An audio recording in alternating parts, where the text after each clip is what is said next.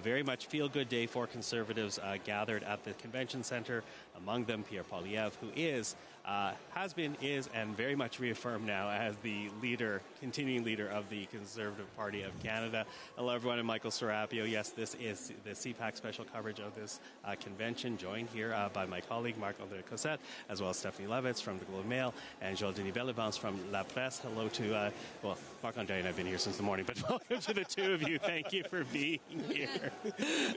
So listen, I'll start it off, with the results last night, because again, very decisive, and that was the question. For many of us, what is the level he's going to hit? And here he hits a level even higher than what Stephen Harper was able to achieve when he was Prime Minister and leader of the Conservative Party. Steph, what can you say about the type of support that Pierre Poilievre has been given by his party? I've thought a lot about this, right, and about the Harper years and how, the early days of Stephen Harper were all about building an entirely new Conservative Party. He had to knit together factions that had been at war for quite some time and had basically said, you know what, if we don't make peace, we are never going to win. This is a different party now. The old PC alliance thing, I think there's a lot of folks in this room who might not even have been alive when that fight was being, certainly not alive politically, so to speak, And Mr. Poilievre has built a new party, and he's built a new base of support, and that number reaffirms that they still very much believe in him, even though he lost the election. What I don't know is if that number is, I support Mr. Poilievre, and I think he is going to be the next Prime Minister of Canada, or I support Pierre Poilievre, but I'm not sure we're going to win the next election. Mm-hmm. Something to be seen, right, Marc-André, as we've been listening to people speak here today. Oui, c'est ça. Je pense, en fait, la grande question, c'est est-ce que ça met vraiment ultimement fin à toutes les questions qui entourent son leadership? On va voir comment ça se déroule une fois qu'il retourne à Ottawa. Mais Joël-Denis, qu'est-ce que vous en pensez? Parce que c'est quand même un score très impressionnant. Oui. Mais on sait que c'est un congrès qui se déroule à Calgary. Certains délégués conservateurs, certains membres du parti m'ont mentionné que la représentation de l'Atlantique du Québec est réduite. Et donc ça pourrait influencer, en fait, la portée du résultat. Mais vous, qu'est-ce que vous en pensez? C'est vrai que ça peut influencer le score final qu'a obtenu Pierre Poilievre, mais il reste que, comme Stéphanie le dit, c'est le parti de Pierre Poilievre aujourd'hui. Et on sent que la base, les troupes sont solidement derrière M. Poilievre. Et ça fait en sorte qu'aujourd'hui, Pierre Poilievre est plus que jamais en selle. Et je pense que j'ai hâte de voir la période des questions la semaine prochaine. Quelle attitude va afficher Pierre Poilievre? Est-ce que ça va lui donner encore plus confiance? Parce qu'on sentait depuis septembre qu'il était parfois chercher un peu ses repères. Il voulait aller très fort dans ses critiques envers le gouvernement, très abrasif, mais après ça, reculer un peu. Maintenant, c'est fini. La question du leadership, il peut tourner la page, ouvrir un nouveau chapitre dans son leadership au sein du Parti conservateur. Et je pense qu'il va afficher une plus grande confiance désormais. Pas se sentir menacé derrière, mais il va pouvoir regarder à l'avant. Et ce qu'il a devant lui, c'est un gouvernement libéral qui, quand même, il faut le dire, assez populaire. Davantage de confiance, mais est-ce qu'on doit quand même s'attendre à un changement de ton? Parce qu'on a vu hier un certain changement de ton. Est-ce que vous croyez que ça va se maintenir? En fait, les députés, j'ai parlé à quelques députés du Québec, notamment aujourd'hui, puis eux ont constaté aussi qu'il y avait un changement de ton. C'était leur demande. Parce que quand ils vont voir leurs commettants dans leur circonscription, ils se font dire « J'aime vos politiques, mais je ne peux pas endurer le ton de votre chef. » Et cette critique-là a été avancé jusqu'aux oreilles de Pierre Poilievre et finalement, on a constaté qu'il avait changé de ton. Est-ce que c'est permanent? Ça reste à voir, mais je pense que le souhait des troupes, c'est que oui, ce qu'il a adopté, le ton d'hier, c'est un ton d'un premier ministre à venir qui peut avoir l'étoffe d'un premier ministre et c'est l'image qu'on veut projeter. Le souhait des députés conservateurs du Québec, c'est que maintenant, les Québécois qui n'écoutaient plus Pierre Poilievre recommencent à l'écouter parce qu'ils disent que ce qu'on met de l'avant, ce sont des bonnes politiques qui peuvent plaire, notamment aux électeurs du Québec. I do wonder, though, how effective a change of tone will be, because we've heard that for people who are not part of this conservative base, that they want to hear something different, or else they're willing to point out what they sense as a deficiency in the way Pierre Poilievre delivers his message. But is there a danger, Stephanie, that the country knows this about Pierre Poilievre? And not only that, they also have known this Pierre Poilievre for decades. So if he changes tone, does that risk be coming off as disingenuous, and is that an even riskier strategy for him to take? I think we can distinguish between changing tone and abandoning a message. So to me, a tonal shift that we heard last night, for example, was that there was nothing rhymed. There was no poetry. There was no, as they say, we're going to verb the noun, you know. Some alliteration still, but as a fan of alliteration, you know. But I think that's a tonal shift, right? And so the messaging hasn't changed. The substance of what he's saying isn't changing. It's how he's choosing to deliver it. And I think what JD is picking up, you know, from the MPs he speaks to in Quebec is exactly that the rhyming was an irritant. It felt childish. You are not going to be the government of the internet. You are the government of the country. And the Prime Minister of the country, I should say. And I think that's what people are looking for, especially in this moment in time, right? Especially with all of this instability. What people are eager for is some degree of stability, some idea of, okay, this person has the sense, the bearing that they have it under control. And to borrow a bit of a cavalier phrase, they're not just in it for the lulz. Like, this isn't just about making a video for TikTok. Yeah. And there was a sense of that, I think, for a long time with Mr. Poilievre that was turning people off. Et si je peux ajouter là-dessus, on n'a pas entendu de slogan comme on a l'habitude d'entendre Pierre Poilievre, comme no bail, no jail, or jail, no bail, des trucs comme ça. Mais aussi, ce qu'on a apprécié, et ça démontre un peu qu'il a un peu plus le réflexe d'un premier sénateur, c'est qu'il a conservé la main tendue au gouvernement de Mark Carney pour s'attaquer à la guerre commerciale que livre l'administration Trump au Canada, les droits de douane. Il est prêt encore à collaborer. Et ça, donc, il fait passer les intérêts du pays avant les intérêts partisans. Et ça démontre qu'il est capable de s'élever au-dessus de la mêlée. Des choses qu'on n'a pas vues souvent. S'élever au-dessus de la mêlée, c'est pas nécessairement dans la nature de Pierre Poilievre. Il l'a fait hier soir devant sa base militante quand même, il faut le remarquer, là. Et il a réussi à le faire. Donc ça, je pense que ça a aussi plu aux militants conservateurs à qui j'ai parlé. You know, I want to pick up a little bit of what you were saying, Steph, and by all means, everyone feel free to comment on it. You were talking about how the people here who've given their support to Pierre Poilievre, it may not be, we're going to support you and you can be Prime Minister. It may just be, we're going to support you. We don't know if you can deliver. But part of that, I think, also goes to this fact that Pierre Poilievre has stitched together a different Conservative party. So different, and I guess this is my question, could anyone else have challenged him? Because this is his creation. So is there anyone in the Conservative universe right now that could step in his place? And this may have been their best bet at government, because this is, at the end of the day, not only Pierre Poilievre's party, but his coalition. That's a great question, right? I mean, he sold upwards of 600,000 memberships in the leadership race, right? Sure, a number of those have now expired, okay? But you have a lot of people who bought in specifically because of him. And so if there was somebody else waiting in the wings who thought, I can do a better job than this guy, well, take half, 300,000 of the people who bought memberships for Pierre Poilievre, are they going to say, okay, we agree with you? I'm not sure, right? There's no team waiting in the wings here to take him down or take him out today. Politics is, strange that way, right? Justin Trudeau, when he was leading the Liberals, had a very similar devoted, loyal, committed following until he didn't. Est-ce qu'on peut reprocher bien des choses à M. Poilievre, mais on ne peut pas lui reprocher son manque d'ardeur au travail. C'est un bourreau de travail. Vous savez, pour obtenir le score qu'il a eu, il a parlé à des militants. Il les a appelés. J'ai rencontré hier une militante du Parti conservateur de l'île de Victoria, et elle me dit que Pierre Poilievre l'a appelé. Ils ont parlé pendant une demi-heure au téléphone. Une jeune dans la trentaine. Donc, il a pris le temps de parler à ses militants. L'autre élément, c'est que M. Poilievre a réussi à aller chercher des supporters parmi les jeunes. Une base intéressante qui, autrefois, était acquise au Parti libéral, maintenant penche beaucoup plus vers les jeunes. Et ça, les jeunes, évidemment, ça demeure l'avenir de tout parti politique. Si tu es capable d'aller les chercher, tu vas les garder. Et ça, c'est un phénomène intéressant. On n'a pas beaucoup parlé de ce phénomène. Les jeunes qui appuient le Parti conservateur, c'est Pierre Poilievre qui a réussi à les amener au Parti conservateur. Because the criticism is that the young people never come out, but one day young people will be 30 and they will be coming out, right?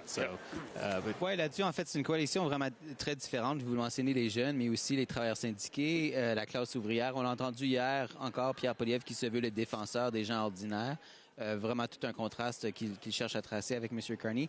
L'autre critique qu'on avait formulée à l'égard de M. Poilievre lors de la dernière campagne électorale, c'est qu'il a un peu fait campagne seule. C'était vraiment tout autour du chef. Il n'a pas vraiment mis au profit l'équipe qui l'entoure. On n'avait pas vraiment une idée de quelle équipe, quel cabinet il pourrait former. Est-ce que vous pensez qu'on va voir un changement à ce niveau-là, ou est-ce qu'il y aurait d'autres changements qu'il aurait intérêt à mettre de l'avant? J'ignore s'il va changer cette stratégie, à savoir s'il ne va pas mettre l'avant davantage les membres de son équipe. Il aurait avantage à le faire pour démontrer que ce n'est pas un parti d'un seul homme, que ce n'est pas l'affaire d'une seule personne Et ça, c'est une critique que j'ai entendue souvent durant la campagne électorale. Tu as raison de le souligner, Marc-André. Qui serait le ministre des Finances d'un gouvernement Pierre Poilievre? Je ne pourrais pas vous le nommer aujourd'hui, mais qui serait le ministre des Affaires étrangères? On ne le sait pas non plus. Donc, il aurait avantage de dire, bon, voici mon futur ministre des Finances, voici mon futur ou ma future ministre des Affaires étrangères. Ça démontrerait que Pierre Poilievre n'est pas seul, qu'il a une équipe qui serait prête à former un gouvernement demain matin. Donc ça, je pense que les stratèges conservateurs, s'ils nous écoutent, auraient avantage à évaluer cette option.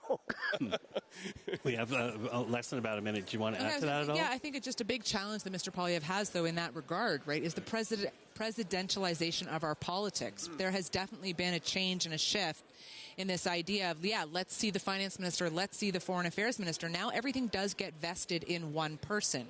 So it would behoove him to push out members of his team, in part to keep the caucus united and busy. Yep. But he ultimately wears the crown. Yeah, absolutely. And I'll just quickly add to that. The delegates here, they want to see more of their MPs. They keep talking about wanting to see more of that front bench so that they look like a government in waiting, not just a prime minister in waiting. So very interesting. Certainly the vote's interesting. We're all back in Ottawa come Monday. So we're going to keep following this one. Stephanie, thank you for that, as well as Joël-Denis. Thank you for joining us right now. And as we continue our coverage here at the Conservative National Convention, as we said, we have our team on the ground here, among them Andrew Thompson, who's been speaking to delegates and to members of Parliament. So, Andrew, I'm going to throw it to you right now.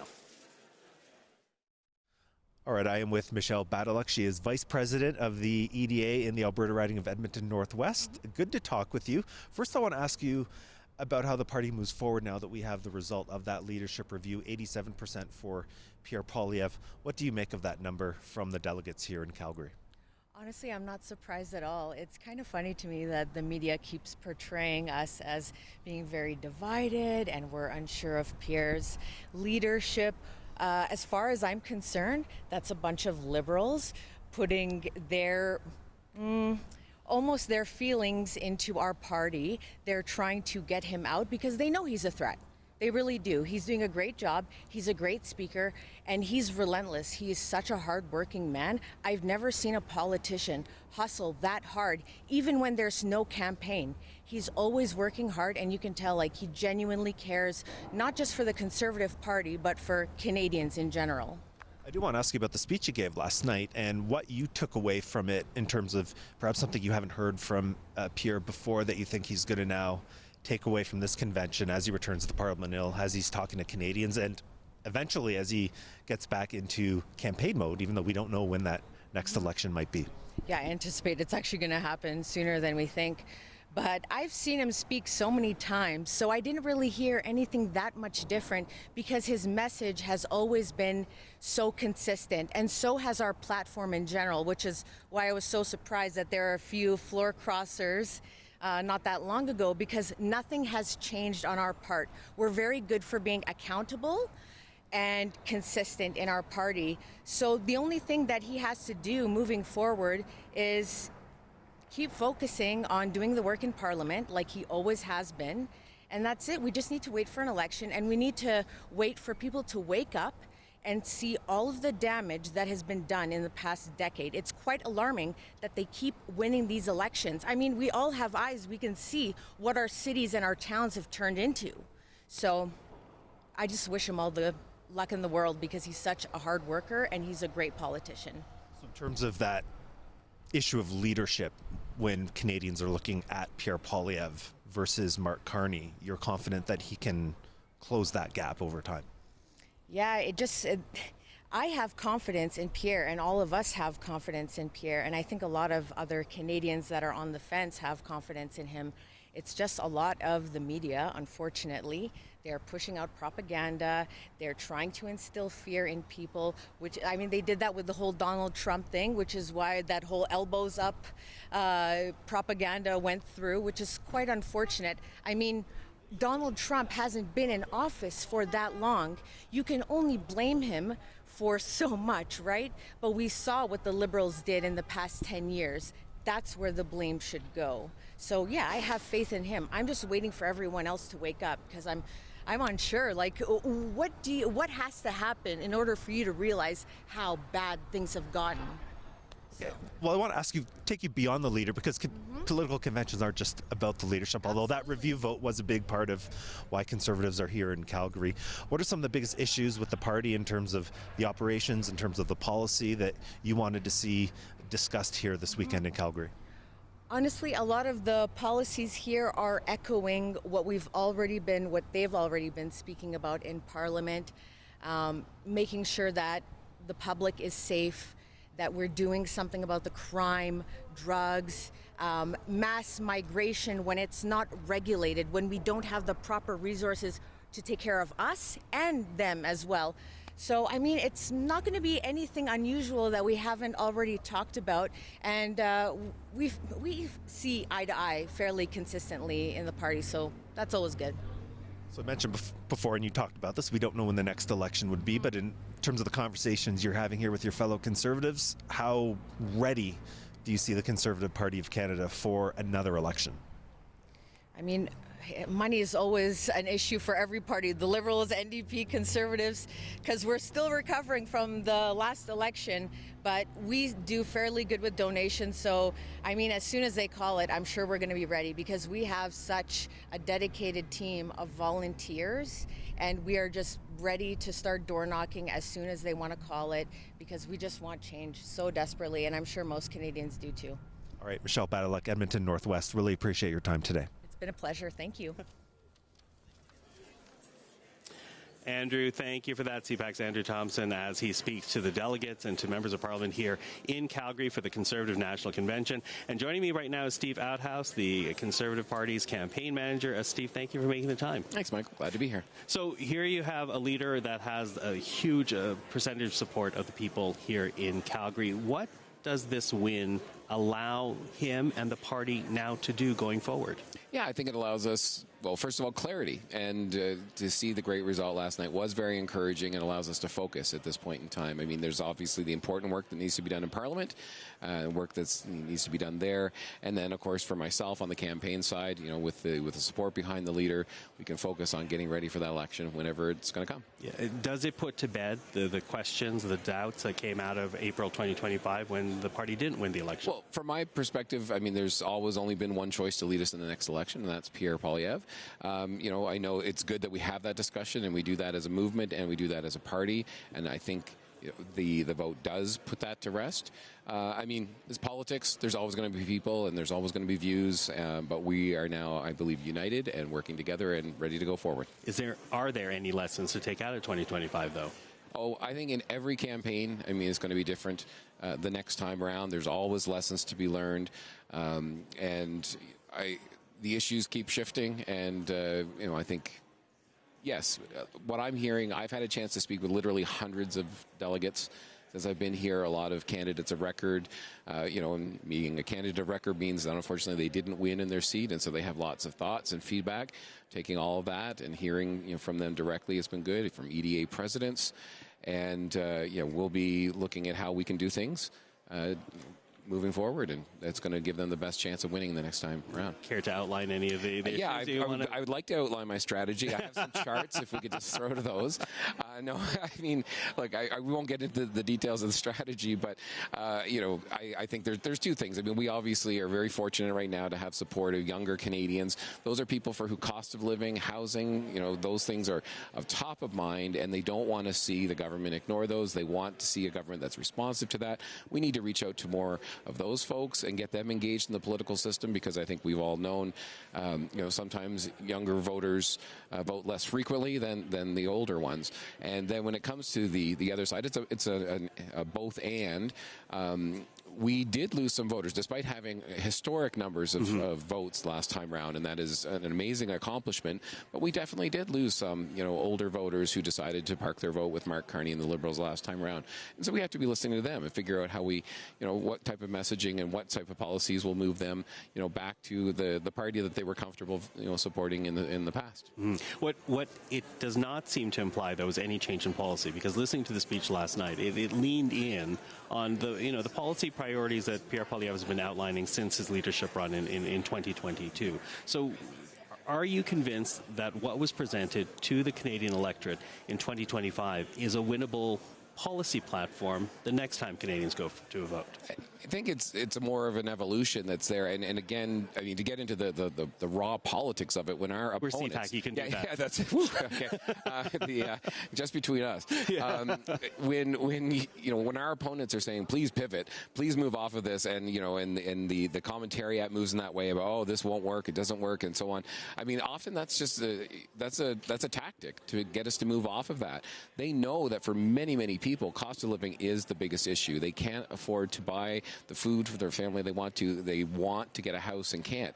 And of course, they would like us, after 11 years of Liberal governments, granted, there's been a leadership change here now, but the direction continues to go the same, is, they want us to move off of that, and they want us to try to, deal with the issues that they want to talk about. And so we can't ignore those, and we can't move off of those. But are there things that we can be rounding out and adding to it? For sure. I mean, we're always going to look to hone our messaging and moving forward, but we're not going to walk away from that, for sure. Mm-hmm. How do you address the polling gap, though, that you still have? The party, depending on, probably up until the last couple of weeks, was neck and neck, depending on the poll, with the Liberals. There seems to have been a break now, but what has been very definitive is preferred Prime Minister. The current Prime Minister, Marc Carney, continues to outpoll Pierre Poilievre. How do you turn around that perception? And I get the policy, but it's still the same platform. It's still the same leader. How do you close that gap? Well, I mean, I do think that there's ways that we can do that where you show more facets of Mr. Poilievre's personality. He's a family man. He's someone with a great sense of humor that I don't know if a lot of people know that. But, there's been a lot of passionate issues. He has been the leader of the opposition. Leaders of the opposition come in with an inherent, I would say, disadvantage because, their job is to oppose. Their job is to hold a government to account. And so, of course, I see this every time. I saw this with Tony Wakeham in Newfoundland, and I've seen in other places. They say, well, what are your policies, or what are you going to do? And because your job is to oppose. And, I believe that, we can do more things to show him as a true prime minister in waiting, and we're going to look to, find ways to do that. But that's just one part of it. I do think that there's, a lot of people who, like, whatever the personality aspects are, and I think, frankly, if you look at our list of prime ministers, I don't know how many were super cuddly and cozy, people. I stand to be, send your comments. But they want to know that you're fighting for them. And Pierre Poilievre is a fighter. And again, back on that change and pivot that you were talking about, again, when we get back to what our opponents want us to do, they want us to flail about and try to, rebrand in a way that's inauthentic and say, oh, well, if we have to do it this way. No, like, the man is a fighter. He's a fighter for Canada. He's a fighter for people. He's a fighter for issues that do make him passionate. So he does get fired up about that. But we need to show the other sides of that, of his personality as well. Okay, that's the potential prime minister in waiting image that you're trying to create around Pierre Poilievre. What about this perception of government in waiting? Because I have to say, walking through this convention center, the delegates I've spoken to, they talk about wanting to see more of their MPs. They talk about wanting to see more of the front bench, thinking that if Canadians knew that front bench and saw government waiting, it would make the argument even more so for your party. What do you say to that? Well, I think we have a great team, and I'm a big fan of highlighting more of these MPs. If that's what people are looking for, I've got no problem. I've helped several of these folks get elected in different roles, over the years, and very proud of our team. There is a depth that's there. There's, people who have passions about different policies and different aspects and connect with different communities. I think overall, and this would be my main message to our kind of movement overall, is we need every aspect and every element of the Conservative voter coalition and of the Conservative movement pulling together. That's going to look differently in more PC parts of the area or of the country, and here in Alberta, in BC. I mean, that's different everywhere you go, but we need to be working together. And similar to that, to your point on our team, we have different people who can speak to different audiences, and I would 100% want them to get out there and use their strengths to connect with potential voters. The latest Abacus data poll says 1 in 5 Conservatives approve of Marc Carney's performance as a leader of government, as a prime minister. What does that tell you about the challenge ahead for you? So there's a few things there. I mean, it's one thing to say you approve or you're generally not, opposed to the role that he's done. Did it shift voter intent? And I will grant you that, in the last week after the Davos speech, you could see, there was a little bit more of a shift. I'll certainly acknowledge that. But overall, just because a Conservative says, you know what, yeah, Carney's not that bad, follow up with the question of how you're going to vote next time, and that's back in Pierre Poilievre's court. So I think also we're at a very unique time. Where there is, a rally around the flag effect going on, as there should be. We need to all stand up for Canada, and we're proud to stand up for our country. So there is, some of the messaging that's out there is if you're speaking out against Carney, you're really agreeing with Trump, and that's where there is a line, and it can be tricky. I acknowledge that, where when we are trying to hold the government to account, it's easy for the other guys to say, basically, are you attacking Canada by attacking us? And no, we're the opposition, and we're going to have to raise some issues that are uncomfortable. But to answer the question directly about the 1 in 5, I think it's still a difference to say, generally I support what the person's doing as Prime Minister, but, what my voter intent is in the next election, that could be different. Okay, well, Monday's the start of a new week, so you and I will speak again. Steve, thank you for this. Congrats. Take care. Well, with that, I was about to leave people hanging. I'm going to throw it over to Remy Oche. We closed the show. We closed the show out. Remy Oche, who's walking around the convention center. Remy. Gabriel, merci beaucoup de prendre du temps avec nous ce matin. On est au lendemain d'un vote quand même qui était très attendu par les militants, par toute la grande famille politique canadienne. On avait les yeux rivés là-dessus. Vous, à quoi vous attendiez avec ce vote-là, puis comment vous voyez ce résultat? Quant à moi, le résultat est sans appel. Ça montre que les militants, on est tous derrière notre chef, puis on pense que c'est le meilleur pour nous mener à la victoire pour la prochaine élection, que ce soit cette année, ou que ce soit l'année prochaine, ou que ce soit en 2029. On ne le sait pas après tout si M. Carney décide de tirer ça jusque-là, ou si les jeux politiques font en sorte que ça se rend jusqu'en 2029. Mais regardez, c'est ça le message. Le message est très clair à ceux qui pensent qu'on n'est pas derrière notre chef. Bien, regardez les chiffres. Les chiffres ne mentent pas. C'est pas loin de 90 %. J'en connais bien. Il y a bien des chefs de parti qui ont démissionné pour des scores de 60-70 %. Pourquoi ils démissionneraient à 87 points quelques? Expliquez-moi ça, quelqu'un. Non, c'est clairement, considérant qu'on regarde que Stephen Harper, dernier chef qui s'était prêté à l'exercice avec 84 %, était bien sûr resté. Est-ce que vous pensez que le discours d'hier a eu un impact sur certains qui pouvaient se poser des questions ou le soutien était déjà là? Comment vous voyez ce discours-là? Comment il vous a touché, vous, et comment ça a pu affecter les autres participants? Honnêtement, moi, personnellement, ça n'aurait pas changé ma décision. Moi, mon choix était déjà fait depuis très, très longtemps. Je vais sonner peut-être un peu cynique, mais il y a peut-être 1 ou 2 % que ça a peut-être fait pencher de bord. La réalité, c'est que le score aurait été très élevé pareil. Mais honnêtement, c'est un très bon speech. Puis je pense qu'en réalité, ça risque beaucoup plus de plaire aux électeurs canadiens. En fait, quand je dis les électeurs canadiens, ce que je veux dire par là, c'est que c'est plus des électeurs qui ne sont pas nécessairement dans ce que je pourrais appeler la bulle du Congrès. Tu sais, les gens qui l'ont vu à la télévision, qui vont te dire « OK, finalement, à la prochaine élection, on va peut-être voter pour Pierre Poilievre à la place. » C'est pas le plus vers eux autres, quant à moi, que ça a un impact, ce speech-là. Pour nous autres, pour moi, personnellement, honnêtement, c'est un discours qui était très touchant et tout ça, puis qui est quand même venu me chercher émotionnellement, je ne vous le cacherai pas. Mais ça n'a eu aucun impact sur mon vote. Mon idée était déjà faite. Puis je vous dirais que les gens qui ont voté pour Poilievre hier soir, on n'aurait pas eu besoin du speech pour ça, quant à moi. Dernière question, justement, ce speech-là, ce discours-là.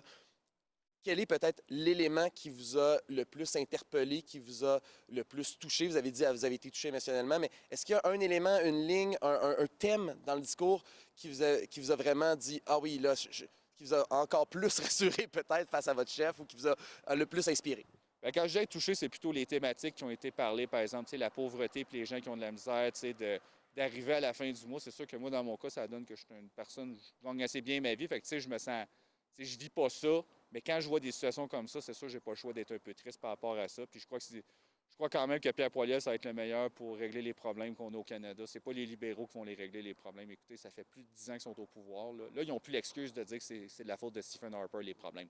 Tous les problèmes qu'on a qui relèvent de leur champ de compétences, it's on them. C'est leur faute à eux autres. C'est pas de la faute de personne, c'est pas de la faute de Donald Trump. À un moment donné, il faut prendre ses responsabilités dans la vie. Là. Quant à moi, je considère que les conservateurs, on est les meilleurs pour ramener la prospérité au Canada. Gabriel, merci beaucoup et bonne fin de convention. Ça fait plaisir, merci.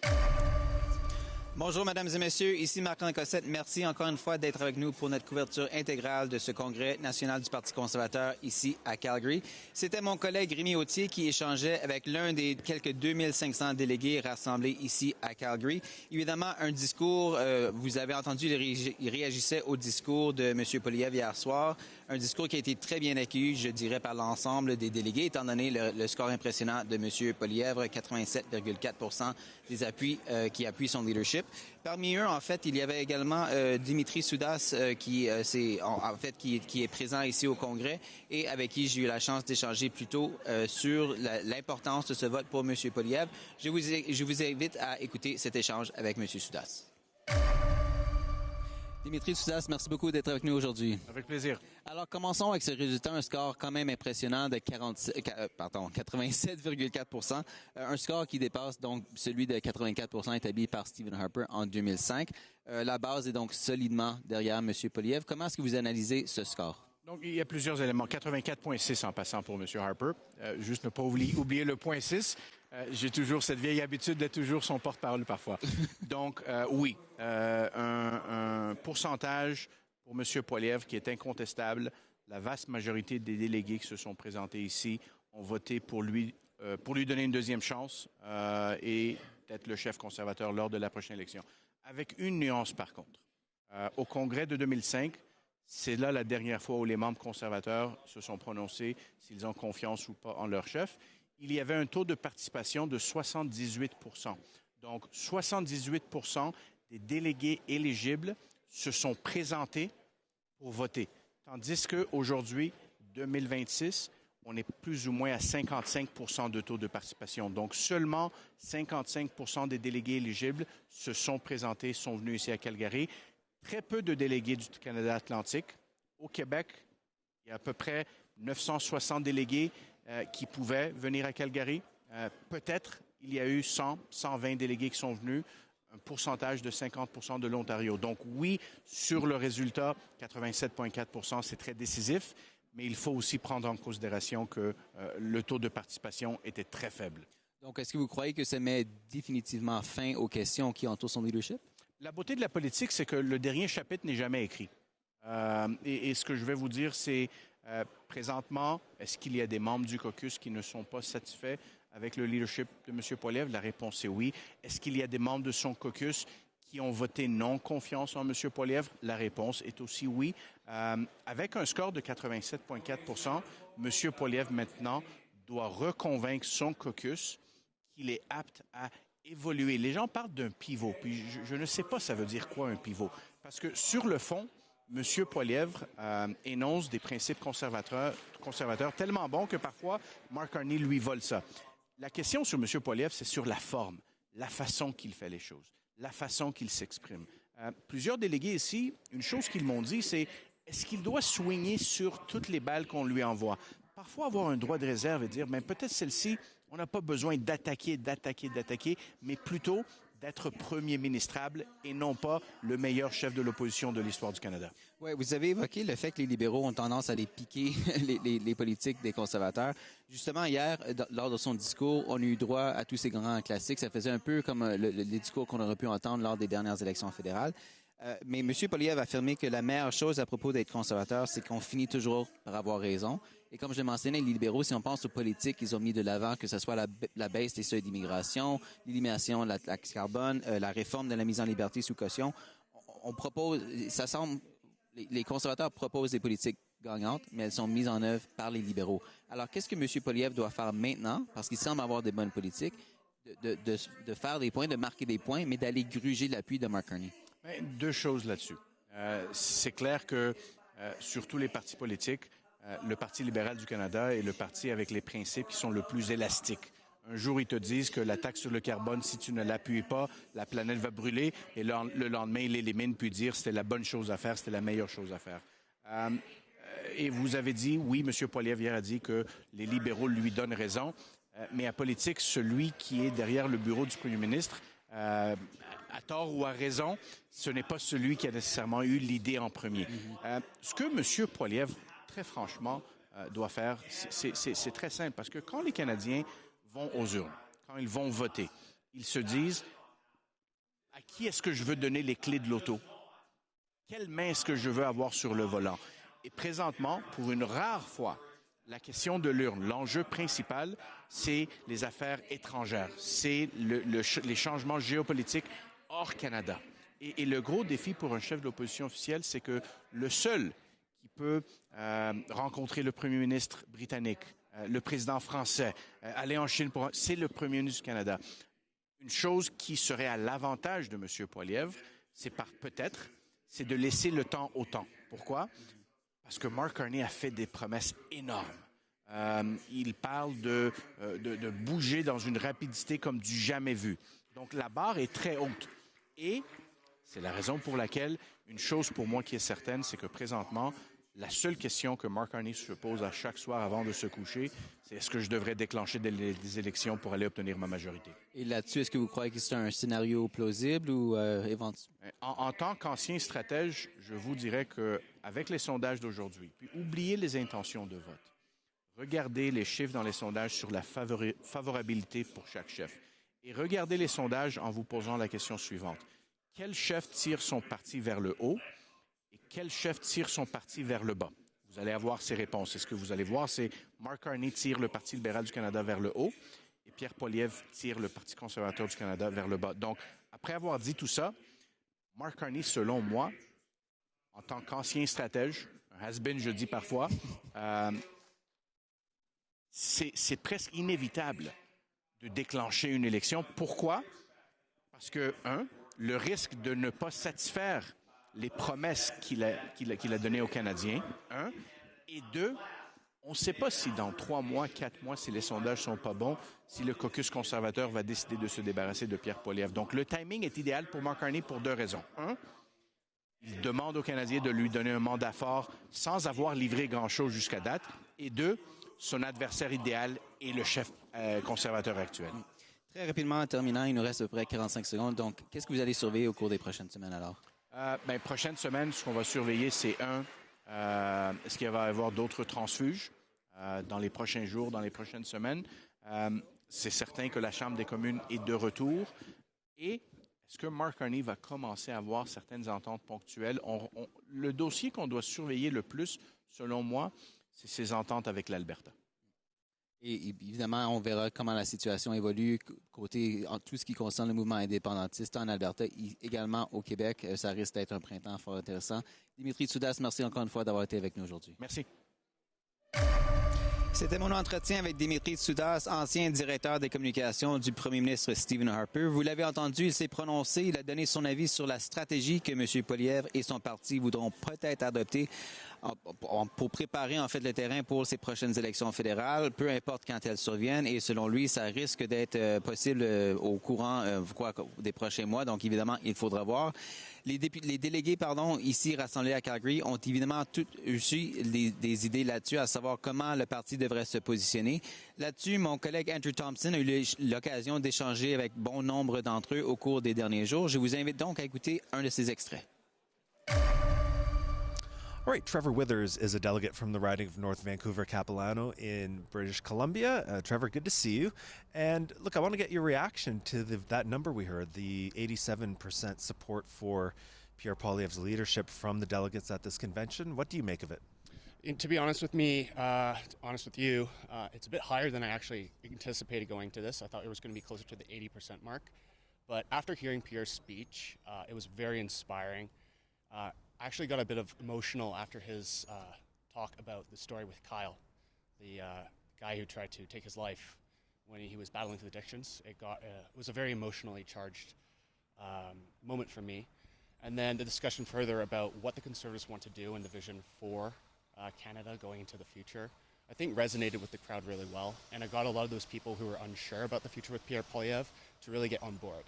And I'm really happy to see that it was such a large number, as it reinforces Pierre's leadership and the future of the Conservative Party. I did want to ask you about that because there may have been a lot of undecided delegates going into that speech. You said some of what you heard that might have swayed people to vote yes for him. What did you hear in terms of a new message from Pierre Poilievre that he might carry now to a wider audience, not just on Parliament Hill, but to Canadians in general? Well, I think the problem with the Conservative Party right now and what's going on in federal politics is that the Liberals are in power and it's their election to lose. I think the Conservative Party realizes this, and Pierre is the best guy to capitalize when the Liberals make mistakes, and I think that is inevitable for their party. And through his vision, through what he's saying with his policies, and trying to reach out to the common person and say, hey, life is not good right now for a lot of Canadians. And it's important that we actually do something for you instead of these bureaucrats, red tape, regulators who are impacting the lives of everyday Canadians. I think that is the message that he's trying to push out to Canadians, to realize that Liberal policy is not working for them, and the Conservatives need to be ready for a change.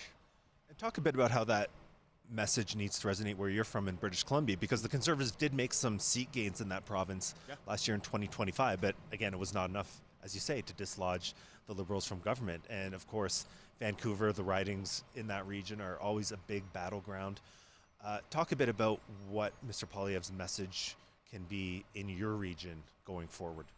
Absolutely. Well, British Columbians understand with the biggest thing I see in Vancouver, that's where I'm from, is the drug and opioid crisis, the addictions that are going on right now.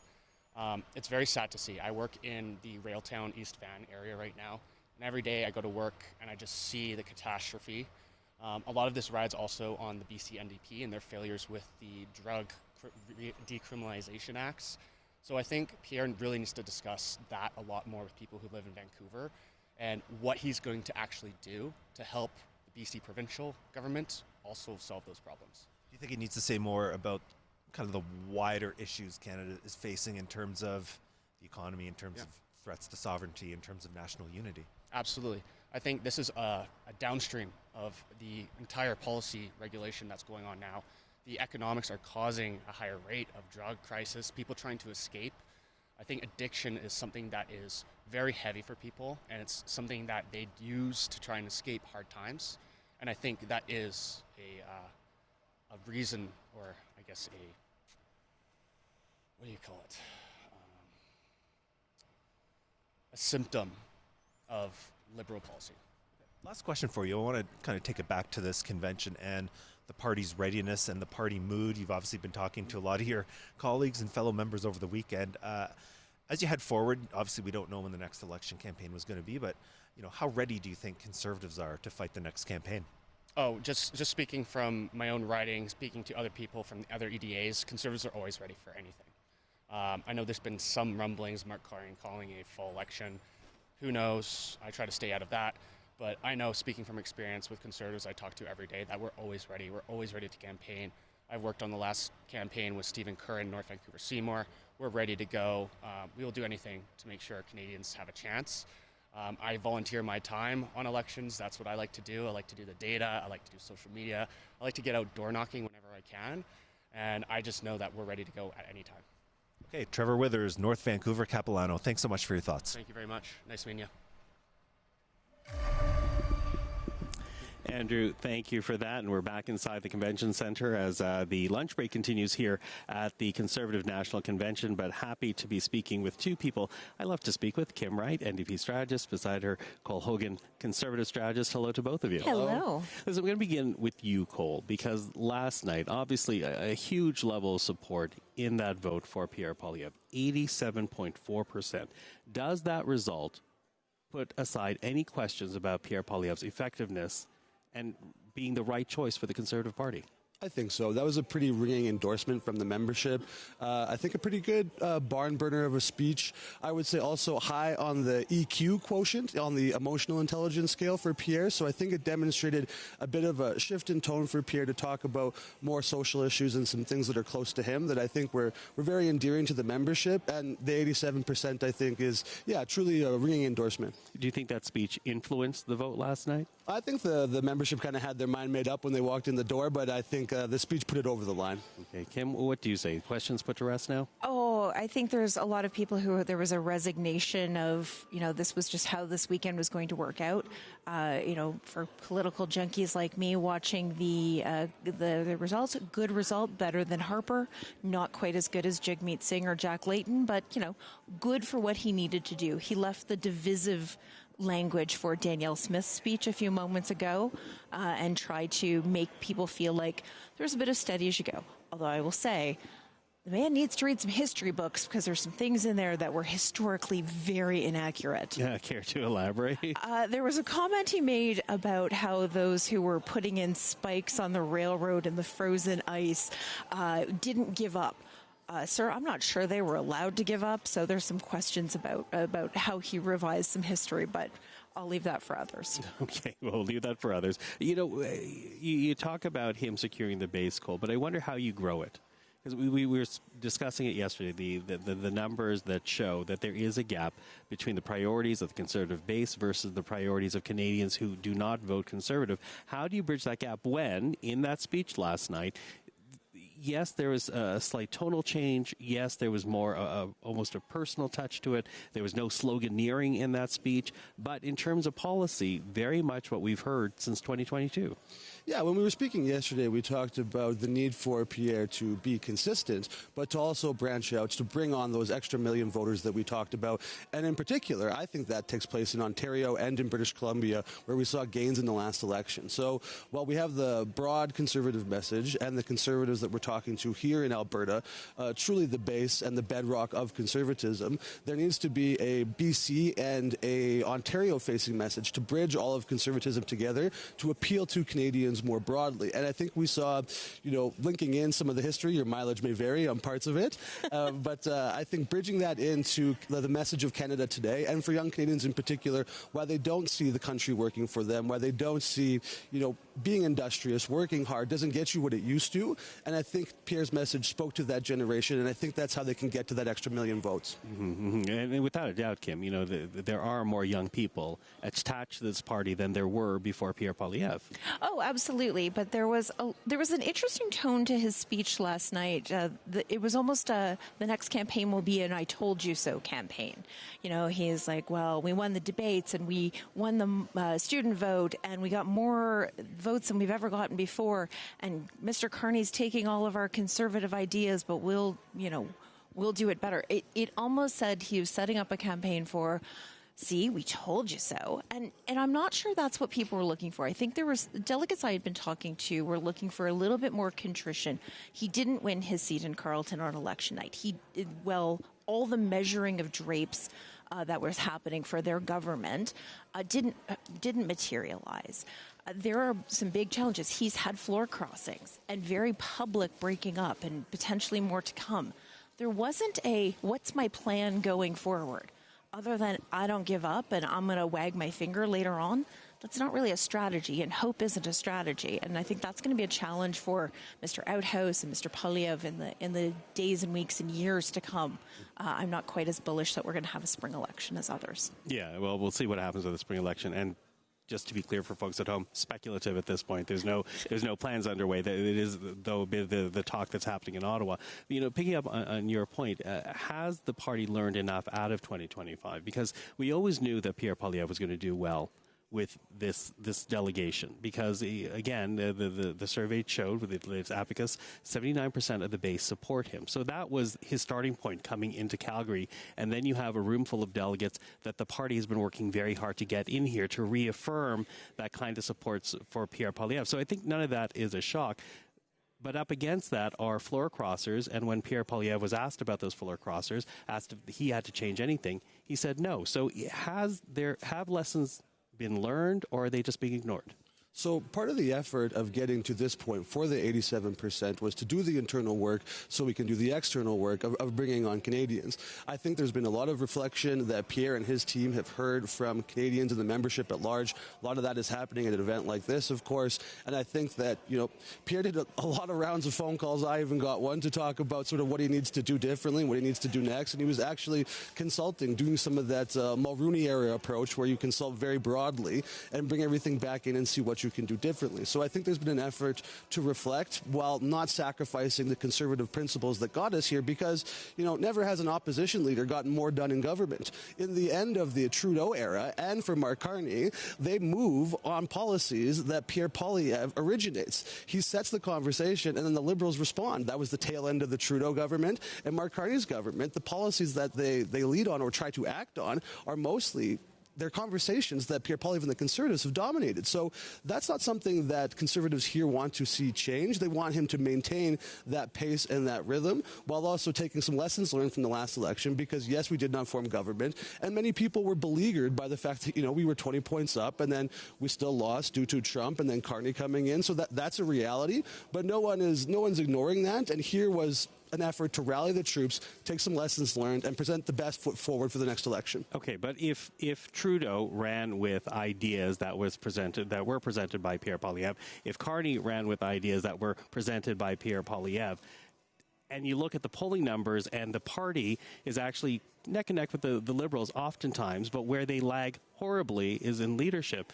Is Pierre Poilievre the right man to sell that message if another party and leader is winning on that message? Sure. Well, I think the conversation with Pierre here is a lot of the membership here. The reason why he got that 87% is the membership and a lot of people who are familiar with him see him doing the actual hard work. It is difficult when, the Liberals take on all of your policies and sort of take the rug out from under your feet. But the proof will be in the pudding with this Prime Minister. We've seen a lot of fancy words. We've seen the Davos speech. But what are we actually getting? Are Canadians seeing any material difference in their quality of living? And if they don't, if there's no deal with Trump, if Kuzma goes horribly, they're actually going to have to pay the toll electorally because the Liberals didn't win this in a smashing fashion. Yes, they came back from the dead, but can they actually govern in a way that sets them up to win the next election? And I think they're going to have a tough time actually convincing Canadians that they've done enough to materially improve the life of Canadians. Okay, Kim, I know you want in.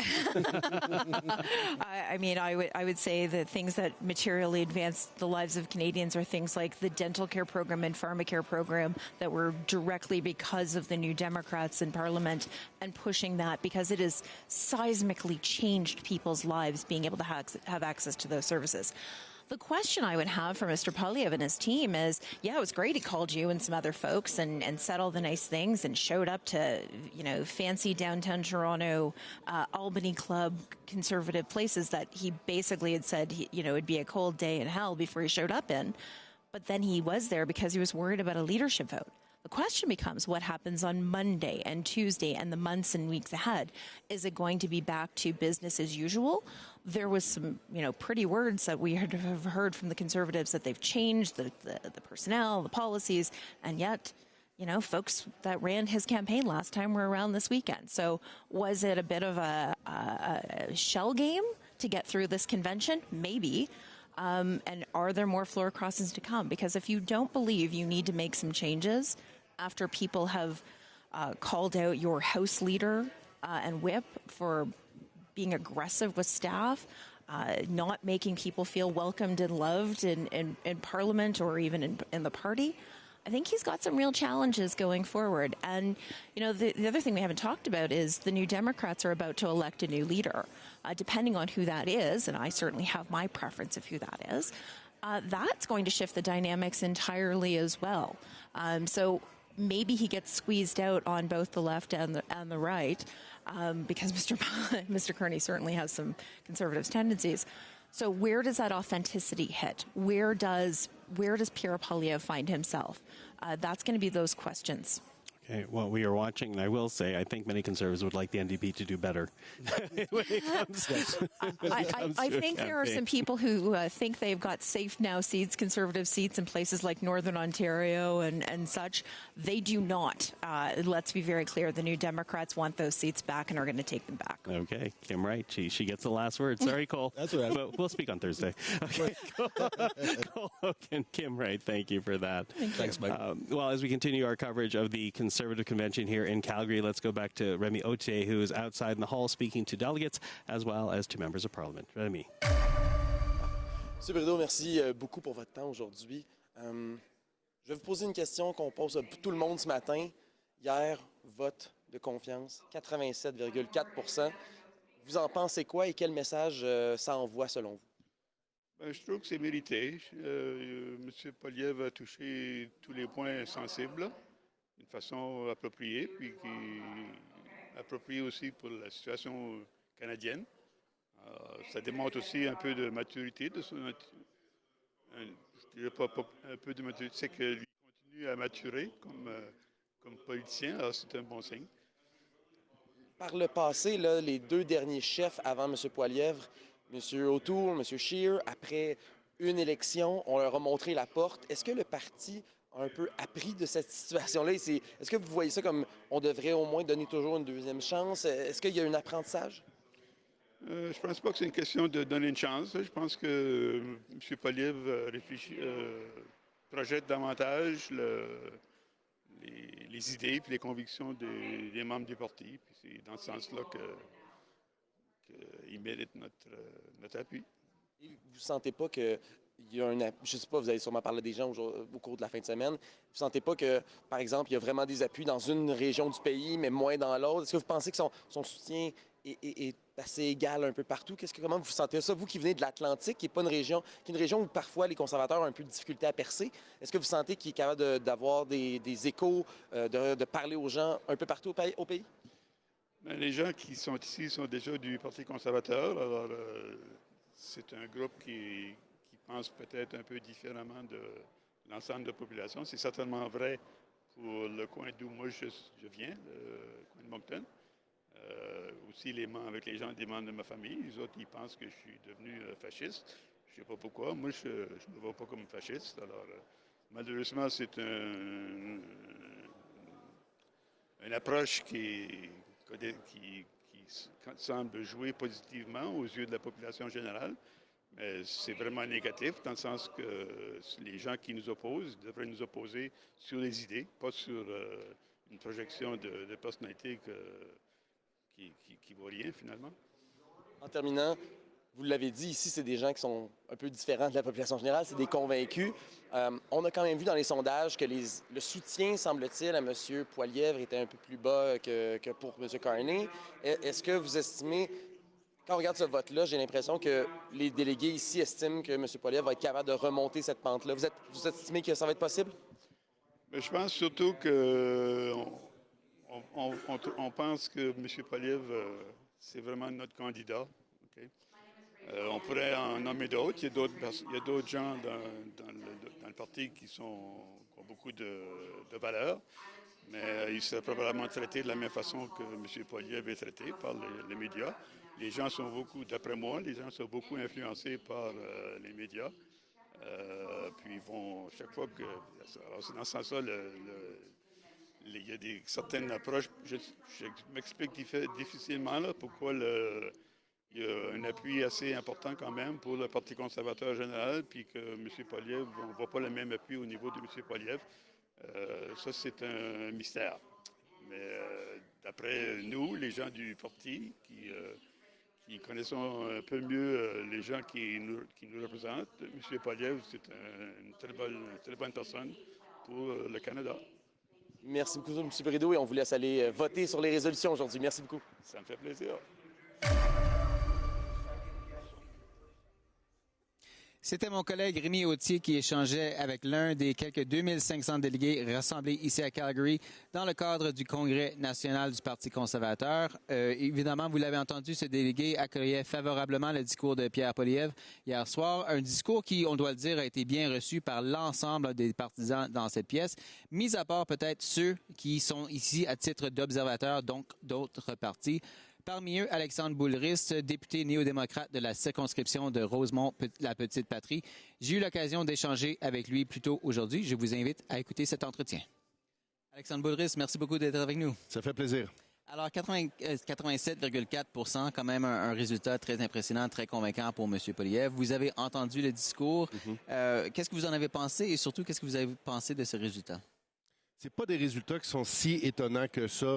Depuis le début du congrès ici, on voyait vraiment une organisation qui poussait le message. Pierre Poilievre est notre leader. Il travaille fort. C'est une bonne personne à l'écoute. Il répond à nos intérêts puis nos valeurs. Hier, avant le discours même de Pierre Poilievre, les vidéos qui étaient présentées, c'était presque de la publicité en direct pour le vote. Quand Danielle Smith est apparue à la télévision, la première ministre de l'Alberta, la foule ici a comme explosé. J'étais comme, OK, le fil est un peu gros, là, on voit qu'est-ce que vous êtes en train de faire. Alors, c'est un discours qui parlait à sa base électorale, avec des thèmes qui sont connus. On n'a pas appris grand-chose hier. Alors, il a dit ce qu'il fallait pour plaire aux délégués qui étaient dans la salle ici. C'était quand même un discours marqué un peu plus par un message plus porteur d'espoir, oui. Quand même un certain changement de ton. On n'a pas entendu, par exemple, ce refrain qu'on a tant entendu lors des dernières élections, selon lequel le Canada est brisé. Est-ce que vous vous attendez à ce que ce changement de ton se maintienne dans les semaines et les mois à venir de la part des conservateurs? Je pense qu'ils ont réalisé que le ton incisif, agressif, divisif de Pierre Poilievre ne passe pas auprès d'une bonne partie de l'électorat. Donc, c'était drôle hier de voir des affiches où c'était écrit « Espoir », vie abordable, on croit au Canada. Donc, c'est vrai qu'il y a un changement de ton là, qui est en train de s'opérer. En même temps, moi, j'ai trouvé, en tant que néo-démocrate, qu'il y avait une absence de solutions concrètes qui était assez effrayante, là, notamment en ce qui concerne le coût du panier d'épicerie, la crise du logement. On identifie le problème, mais on ne dit pas du tout qu'est-ce qu'on va faire.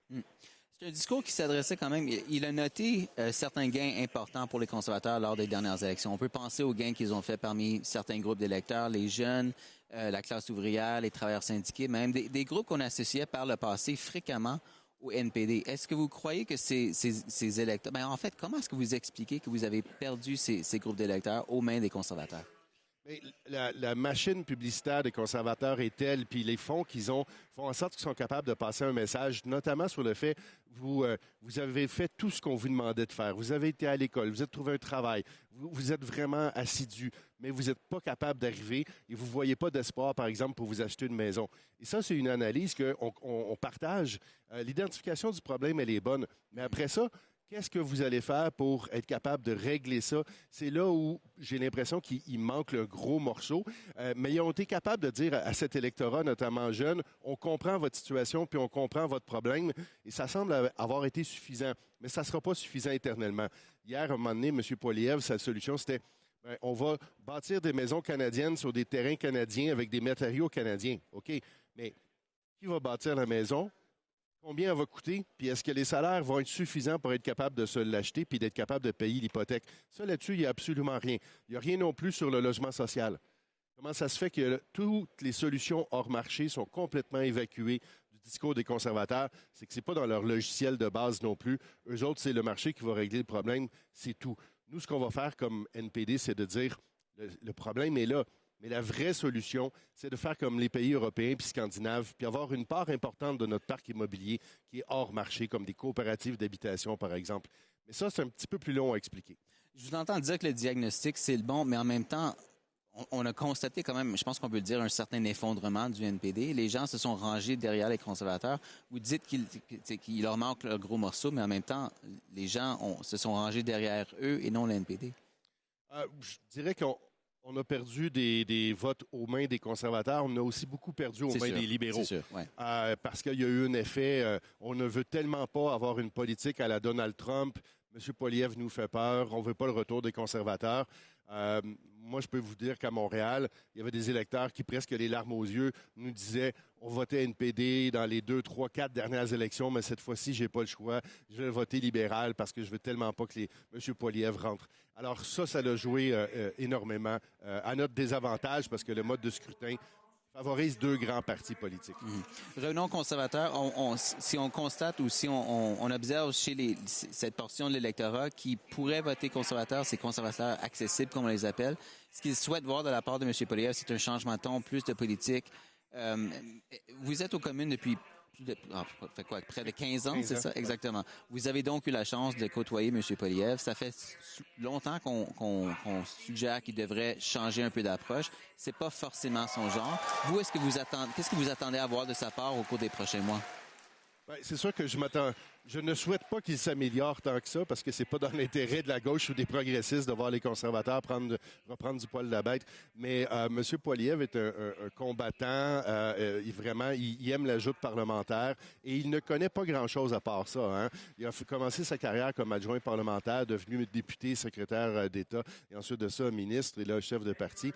Donc, il est beaucoup dans la bulle d'Ottawa et c'est un piège pour lui parce qu'il a tendance à jouer un petit peu trop cet affrontement constant et pour démolir l'adversaire. C'est vraiment son instinct fondamental.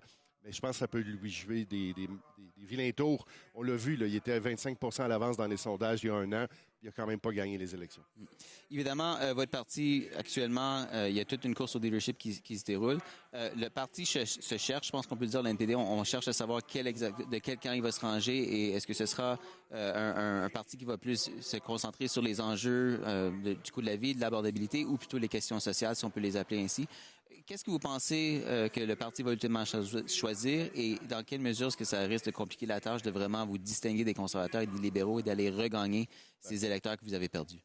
Je pense qu'on ne peut pas mettre de côté les questions du coût de la vie parce que c'est ça dont les gens nous parlent constamment dans la rue. C'est vraiment, j'y arrive pas, la nourriture coûte trop cher, mon loyer a augmenté, je vais être obligé de déménager, ça ne me tente pas, j'aimerais rester dans le quartier.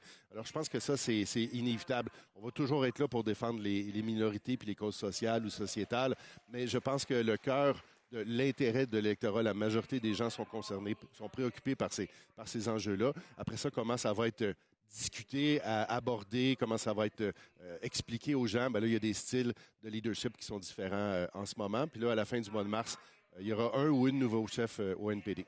On va suivre ça de près. Alexandre Boulerice, il va falloir qu'on s'arrête là-dessus. Merci encore une fois d'avoir été avec nous. À bientôt. C'était mon entretien avec le député néo-démocrate Alexandre Boulerice qui assiste ici au Congrès national du Parti conservateur à Calgary à titre d'observateur. Pendant ce temps, mon collègue Andrew Thompson, lui, continue d'avoir l'occasion d'échanger avec les délégués rassemblés ici à Calgary. Parmi eux, un délégué de la région du Grand Toronto. On sait ce bassin électoral riche et crucial pour former tout gouvernement qui sera sûrement une priorité pour M. Poilievre et ses conservateurs au moment où les prochaines élections fédérales surviennent et on ne sait jamais quand ça pourra se produire dans le contexte d'un gouvernement minoritaire. Je vous invite donc à écouter cet entretien. All right, I'm with Nicholas Gallia. He is a Conservative delegate from Mississauga Lakeshore in Ontario. Good to see you. And I see, look, you've got a lot of buttons on here supporting Pierre Poilievre, so I think we know where you stood on the leadership vote last night. You did get 87%. Did that number surprise you? Yeah, it did. I mean, if you look at a lot of the things people have been saying, not necessarily conservatives, but just overall on the news online, it did seem like for a little bit there, like, oh, maybe he'll get 75%, which even then, I knew he was going to pass. I just didn't know it was going to be so high. But I guess when I'm really walking around, now that I'm looking at it, everyone who's supporting him, it really shouldn't have surprised me. He is by far the best leader, and I mean, it's a very high number. He completely destroyed Harper's number from 2004, which was 84%. He blew that out of the water. So technically, he's the most popular conservative leader among delegates in our party's history, if you count our party starting in 2000. And when I saw the number 87%, first of all, they counted it really fast. I thought they were going to do it today, but they released the numbers yesterday. And I almost didn't believe it because it is very hard to get 87.4% of people to agree on anything. So to get almost everyone here backing the same leader and the same cause and the same hopeful idea for Canada's future, it really reinstates my hope in the party and the future of the country. So he's got the vast majority of delegates at this convention behind him, that 87% number. What's next for Mr. Poilievre, do you think, in terms of going beyond the party and building his support among Canadians in general? I think what we saw last night was, in my opinion, the most prime ministerial speech he's ever given.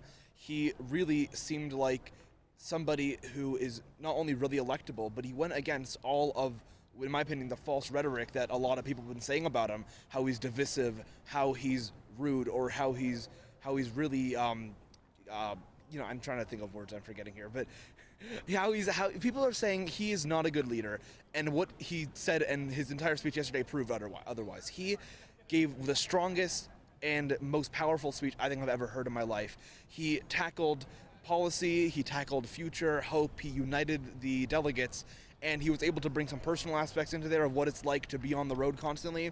But really he wrapped it up good, which was, even though it's not easy to be away from my kids for so long, I do this for the future of the country. And I think without a doubt, if he continues on this path, and I really think he will, with the support of the party, we will make him the next Prime Minister of Canada. Okay, now conventions are not just about leadership, they're also about party policy, how the party runs itself. This is your first convention. What do you want to take away from this as you head back to Mississauga? I think it was great to see everybody voting on policies and changes to our constitution so we can really move the party forward, because this is our first convention in 3 years. So a lot of just minor changes here, little stuff here, and obviously I'm not going to speak on the specifics here, but we really did update, in my opinion, the party to a more modern reflection of Canada, and I really think our policies mixed with some of the new changes we made to them are really not only electable, but really good for the future of the country. And I think when we form government, we will make the best changes to Canada because thousands of us voted on the best ideas for Canada, and I think we really accomplished that goal. Okay, Nicholas Scally, I really appreciate your time. 100%. Thank you. Andrew, thank you for that. And Michael Serapio here in Calgary, bringing you special coverage of the 2026 Conservative National Convention.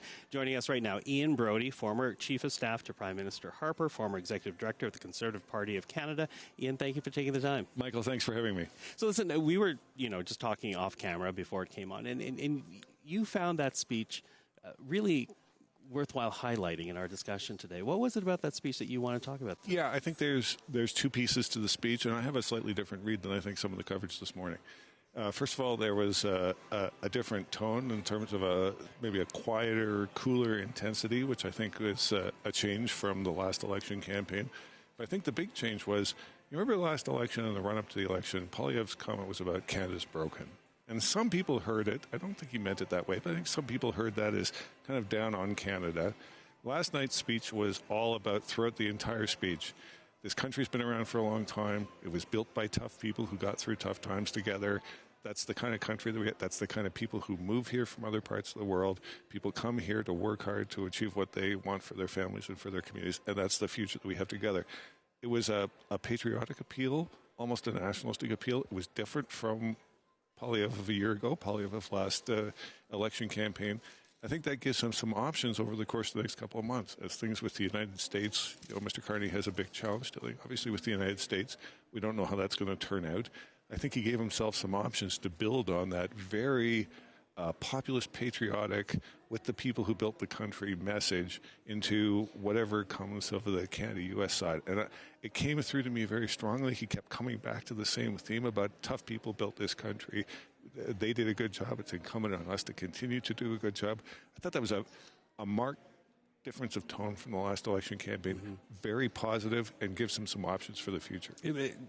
Are you allowed to have a second chance at making a first impression, though, right? Because he is very well associated in Canadian minds as being this type of politician. Right. How easy is it to pivot to show actually there was depth that you didn't see the first time around? Look, most of the people, in this country who vote in election campaigns are paying attention during election campaigns and not that much between election campaigns. So we're trying out themes here. He has complete control of this venue, complete control of the agenda, trying out different things to see what works, to see where he can carry the party with him and expand the message for the next election campaign. I think the challenge is going to be in the last election. The party was strong, but he was ahead of the party going into the election campaign. So, of course, it was a leader-centered campaign. That's campaign strategy 101. This campaign, the party's still as strong as it was coming out of April. Mr. Carney has not powered ahead compared to where he was in April. The Liberals have not powered ahead. Mr. Poilievre is a little bit behind the party now. So we're going to have a team campaign. This is not rocket science. This is campaign management 101. And you start to see some of the other MPs coming on to shows like this to show what they've got, trying out different combinations of people speaking to carry the message with them. And so I think they set the stage here. I think Mr. Poilievre should be very happy. I think this convention went as well for him as it possibly could have.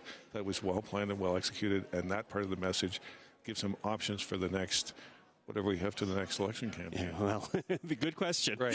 There's speculation. You tell good me. question. You tell me. But, I have to say that there have been questions, and not surprisingly, about Pierre Poilievre's appropriateness to lead the party, whether or not he was a spent force and he's given the Conservatives as much as he can. But you were never one of those people. You've believed that Pierre Poilievre's the right man. What is it about him that you believe in? Look, and I've got to say, I don't mean to be condescending, but I've known him since he was a kid.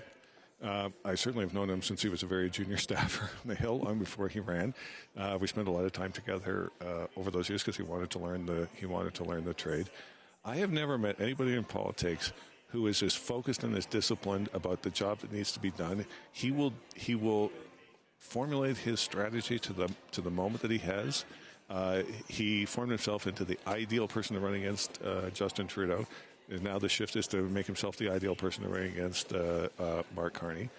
At the beginning of the speech last night, part of the theme was, it's been a year since the election. What's changed?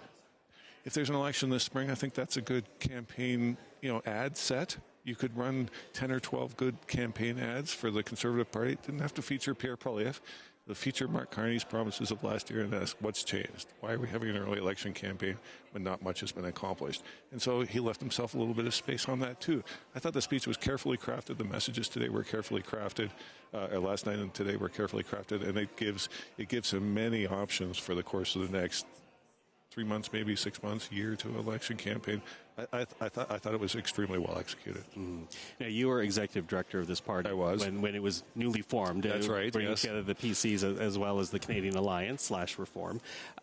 When you look at the coalition that Pierre Poilievre has been able to build now, how would you define the evolution of the Conservative Party and what it stands for now?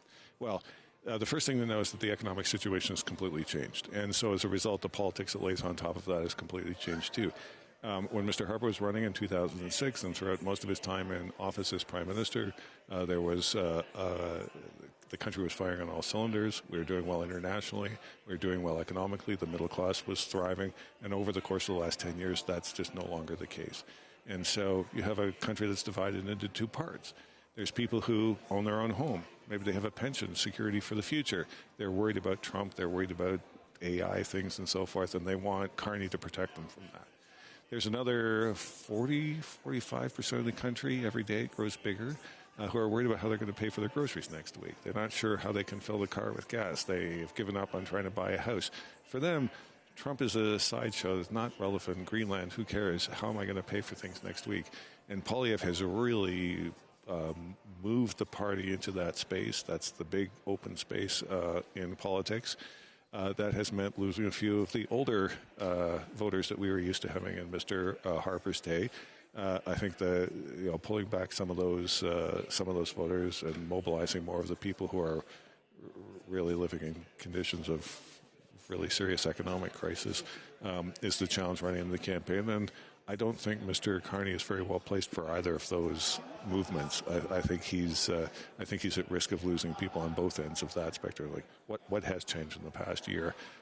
We haven't seen the progress that was promised, and so that's I think we come out of the convention here in good shape in that regard. Okay, listen, I have to squeeze in a question. Very little time, but I got to squeeze in this question because whoever sits in the Prime Minister's office in this next calendar year, it's going to have to deal with national unity issues. You talked about social cleavages, but here in Alberta we have a referendum movement underway. In Quebec we have a Parti Québécois that's promising to hold another referendum if they actually come into power come the fall. How well equipped is Pierre Poilievre to take on those issues of national unity? The problem in Quebec is always problems of Quebec's identity and Canada's identity, and those are very difficult issues to square. I mean, there's ways you can do it. You have to get the province and the federal government a little bit disconnected, give the province some space. Out here in the West, the complaints are very discrete and policy-centered. They're a result of 10 years of blocking Alberta and Saskatchewan from achieving their economic potential, holding back jobs and holding back wealth as a deliberate strategy. And, Mr. Poilievre's been on the right side of all of those issues, and the Liberal Party was on the wrong side of those issues for a long time. So if he can portray national unity problems in Alberta and Saskatchewan as a product of the Liberal Party's deliberate decisions on economic policy, then I think he's very well positioned to, Daniel Smith, are very well placed to put that. It's not an identity. This is not a fundamentally unsolvable issue. It's also good for the country. If we unleash the wealth of this part of the country, the whole country benefits from that. That's a different and maybe a more manageable issue for Mr. Poilievre to manage in the coming year than the Quebec side. Okay, and Brodie, I could go on for another half hour, but we're out of time. Listen, thank you for this. Not I really at all. appreciate you coming by. Good. Glad you made it. So am I. Philippe Fournier, merci encore une fois d'être avec nous aujourd'hui. Grand plaisir, merci de nous recevoir. Alors, commençons avec le résultat d'hier, 87,4 %. Comment est-ce que vous interprétez ce score?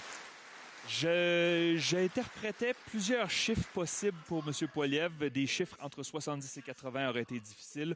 Au-dessus de 90 aurait été très clair. Mais lorsqu'on parle de 87 %, qui est un score supérieur à celui de Stephen Harper en 2005, je pense que M. Poilievre peut vraiment pousser un soupir de soulagement. C'est un excellent score et on sait maintenant que nous allons avoir le rematch entre M. Carney et M. Poilievre. Il n'y a plus aucun doute. Ce qui semble clair, c'est que la base conservatrice est solidement derrière lui, mais cela dit, s'il veut remporter les prochaines élections fédérales, il devra quand même aller chercher des appuis ailleurs. Comment est-ce qu'on doit comprendre ce défi qui se pose à lui et son parti? Je dirais que M. Poilievre, hier soir, dans son discours, il a été excellent. Il a vraiment connecté avec la base qui est ici, mais nous savions déjà qu'il allait faire ça. Le défi, c'est vraiment de grandir la base et de parler au reste des électeurs, aux électeurs qui ont peur d'un gouvernement Poilievre, les électeurs du NPD et du Bloc québécois qui se sont rués vers les libéraux lors de la dernière élection, justement parce que Poilievre semblait être trop toxique. Il a diminué vraiment son niveau d'attaque, je crois, en l'adversaire, tout en gardant ses messages sur l'abordabilité et sur l'importance de la qualité de vie au Canada. Intéressons-nous justement aux électeurs qui n'ont pas voté pour les conservateurs en avril dernier, mais qui sont quand même ouverts à le faire. Chez ceux pour qui Pierre Poilievre demeure un frein, quelles sont leurs réserves principales à son égard? Bien, si on fait justement référence avec les thèmes du discours d'hier soir, on remarque que M. Poilievre n'a presque pas mentionné les relations canado-américaines. Et je pense que, je ne dis pas que c'est une erreur, c'est un choix, mais un choix stratégique pour vraiment parler à la base. Mais au cours des prochaines semaines et des prochains mois, surtout si M. Trump continue d'attaquer les alliés de l'OTAN et le Canada, fait des menaces sur l'économie, on a vu des menaces sur Bombardier en début de semaine. Si ces attaques continuent, M. Poilievre devra absolument parler à ces électeurs-là et de leur dire pourquoi il serait la bonne personne pour être à table avec Donald Trump et d'autres pays du monde. Là-dessus, justement, selon Abacus Data, un partisan conservateur sur 5 se dit jusqu'ici satisfait de la performance du gouvernement. Comment faut-il comprendre cette donnée et surtout ce contraste que font les électeurs entre Pierre Poilievre et Marc Carney? Et ça, c'est intéressant quand on regarde les chiffres pour M. Carney. En effet, il a plus de popularité que le Parti libéral, alors que pour les conservateurs, on voit que M. Poilievre semble une encre pour son parti. Maintenant, comment est-ce que ça pourrait changer? Encore une fois, M. Carney vient d'arriver. Il y a encore une sorte de lune de miel. Et on voit que certains électeurs conservateurs, même s'ils n'aiment pas le fait que M. Carney soit un libéral, ils apprécient les ententes qu'il a faites justement avec Daniel Smith, qui parle derrière nous, et les ententes sur les pipelines. Je pense qu'il y a beaucoup de méfiance envers les politiques libérales de M. Carney, mais un conservateur sur 5, ce n'est quand même pas rien. On parle d'une lune de miel, mais ça fait quand même depuis avril qu'ils sont au pouvoir. Comment longtemps est-ce que ça peut durer, cette lune de miel? C'est rare que ça dure plus d'un an. Et on voit, il y a eu quelques exceptions au tout début de Justin Trudeau en 2015, par exemple. La lune de miel a duré environ 18 mois. On voit Webb Canoe au Manitoba qui est encore dans sa lune de miel, ça fait 2 ans. Donc, ça peut varier. Évidemment, le contexte international peut avoir un effet là-dessus. J'ai bien hâte de voir justement, maintenant que M. Poilievre a son parti dans sa poche, maintenant qu'il a ce vote de confiance et qu'il a le chemin clair devant lui, va-t-il être capable de changer son message et de s'ajuster à aller chercher ses électeurs disponibles? Vous avez évoqué Daniel Smith qui prononce son allocution derrière nous. En fait, M. Poilievre doit composer avec plusieurs différents des équilibres difficiles, que ce soit les mouvements souverainistes en Alberta, celui au Québec et aussi l'effet Trump. 2 courants, il faut le dire, en ce qui concerne M. Trump et le mouvement indépendantiste ici en Alberta, qui sont quand même actifs dans sa base parmi ses partisans. À quel point est-ce que ça pose défi pour lui de trouver le juste équilibre? C'est un important défi. Les sondages nous disent qu'en Alberta, il y a environ un quart à un tiers des électeurs qui sont au moins ouverts à la souveraineté de l'Alberta, mais tous ces électeurs-là se trouvent dans la base conservatrice. Quand on divise les chiffres par intention de vote, il n'y a pas de libéraux, il n'y a pas de néo-démocrates qui sont en faveur de la souveraineté de l'Alberta, c'est juste des conservateurs. Alors, lors de son discours, il en a parlé brièvement. Il a dit que cette montée de la souveraineté provinciale du Québec-Alberta, c'était causé par les libéraux. Bon, c'est un peu court comme explication, mais ça parle à la base. Et s'il se présente comme un potentiel gouvernement national qui va respecter les provinces plus que les libéraux font, je pense que ce message-là pourrait résonner. On verra bien comment ça va évoluer. Philippe Fournier, merci encore une fois d'avoir été avec nous. Merci beaucoup. Well, as we continue our coverage here in Calgary, happy to have with me right now columnist Rick Bell. Rick, thank you for joining us. Happy happy to be here, and I got a pair of CPAC socks. So that's a bonus. We treat our guests right at CPAC, I got to tell you. Limited edition. I love it. Hey, listen, I want to talk about last night's vote. Pierre Poilievre securing 87.4% of delegate support. Here for the party, more than 95% of eligible delegates actually did cast a ballot to support Pierre Poilievre. But, you look at that number, it looks enthusiastic, but you've been speaking to delegates. How enthusiastic is that support behind Pierre Poilievre? I don't know if it's enthusiasm, but I think it's solid support. And I must say, on programs like that, maybe not yours, but on other programs, you get all of these pundits who say Poilievre should be this, he should soften, he should be nicer, he should be this or that. And as indicated by the speech, there isn't any major seismic shift from Poilievre, and he got the 87% with that. Mm-hmm. So I think what it does show is that the people that are here, enthusiasm or no, there's probably varying degrees of enthusiasm, depends on the delegate, but they kind of like where they're at. Maybe tiny, but no big adjustments, even though a lot of commentators, he has to pivot and all that stuff. And I just, and the vast majority of people today are, at Costco or taking their kids to hockey, so they probably don't even know about the 87%. But regardless, certainly the Conservatives in this room, but they know, do. And so does Pierre Poilievre. But if not policy, because as you say, clearly there was no real great change in policy last night in that speech. Does there need to be a change in tone, or do you think they keep going steady, and the next time the voters come around, they're going to make a different choice? Well, I've written this in my column. I don't know what people mean by these terms. Like when they say pivot, that's an easy word to say. What does it mean? Well, pivot not on policy, but perhaps kinder and combative. I'd like somebody to actually define what that means. I'm a bit of a combative guy myself, so I probably have a sympathy for that. I mean, I love this guy. He's not so combative. But I would like them to more clearly define what is their action plan. What is the makeover? It's like when if you want a physical makeover, tell me specifically what it is that you want Pierre to do. Mm-hmm. But I remember when I interviewed him after he lost. Yeah. And I said to him, Pierre, how do you feel? So many people voted for you. How do you feel? This is the Pierre Poilievre. His answer was, how do I feel? What are you, my shrink? And so I don't know if you're going to get rid of all that. Yeah. I don't know how that happens. I mean, there could, you can only massage and spin so much, and I don't think a lot of people here want that.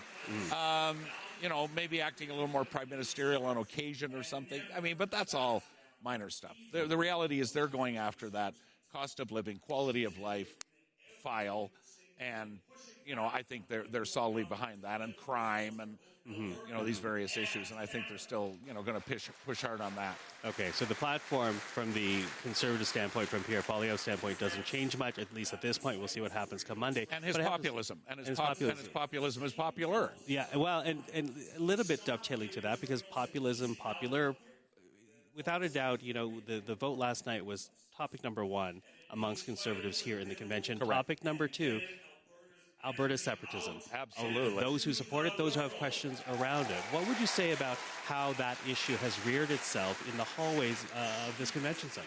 People are asking about it. People from Alberta, delegates from Alberta, are telling me about their own personal experiences. I just talked to a delegate who said they went out with their wife.